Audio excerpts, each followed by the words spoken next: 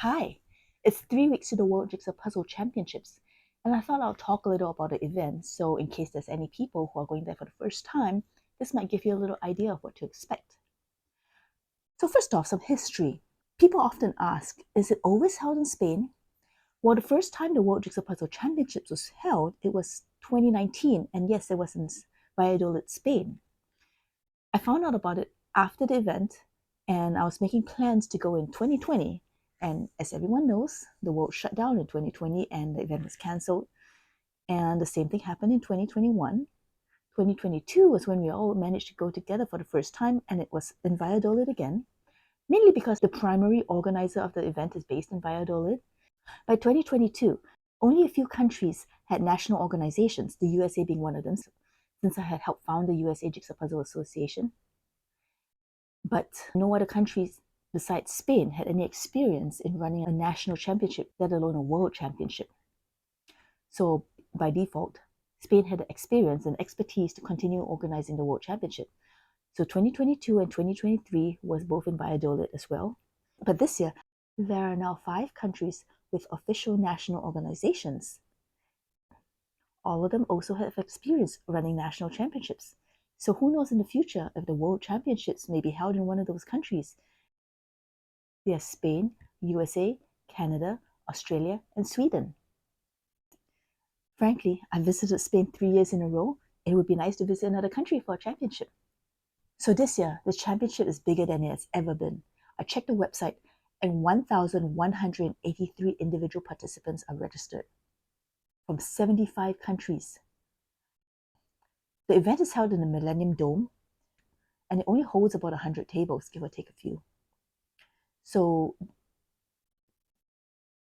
in order not to let the event turn into a 2-week event, there are 6 quarterfinal individual rounds, and each round has 2 people sharing a table. That is why I've been practicing on such a small space, because that is the space I will be allotted at the championship. It is going to be cramped quarters. So what to expect as a competitor? The primary rules for the event and the schedule are on the website, so I won't go over those here. The round assignments for team and pairs have already been released on the website, and I'm sure individuals will be released soon, so keep a watch out for that. That will tell you when to show up at the Millennium Dome for your first event. Usually the day before, you'll also receive an email telling you which table you have been assigned to. This will help because the dome is huge, and there are going to be 100 tables with 200 positions. Usually they open the dome a few minutes before the event, so people gather outside and mingle. And when they open the dome, everybody streams in, finds the table. There's usually a puzzle on it, and a card like this on a small stand, which has your assignment number and information about you. They let you keep these cards, but they take back the stands to reuse. You can bring your own timer. There's usually one projected that you can use. You can bring sorting trays. Rules regarding those are on the website. And when the countdown happens, we all open the bag and start the puzzle.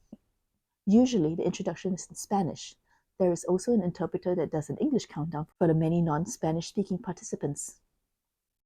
You're going to get to see the puzzle image once the time starts. And you have access to the box as well, so you do get to see the image. There'll be volunteers moving all through the competition space. Usually they're pretty good at paying attention to people who are about to finish, but if not, raise your hand, get somebody's attention. You'll come and write down your official time when you finish, and then you can collect your stuff and leave the dome, and repeat the whole thing again for the next event. In previous years, they had a television screen in the dome where you could go and check the live results. The results are also usually live on the website, so your supporters at home can even find out in real time how you're doing. There will also be a live stream on YouTube with English language commentary. The only problem will be the time difference between Spain and whatever country your supporters are located in. But on the whole, given that there's so many events, there will be a lot of downtime for any individual competitor. I love to use that time to socialize with competitors from other countries. I now know people from so many countries, and it doesn't matter where you're from.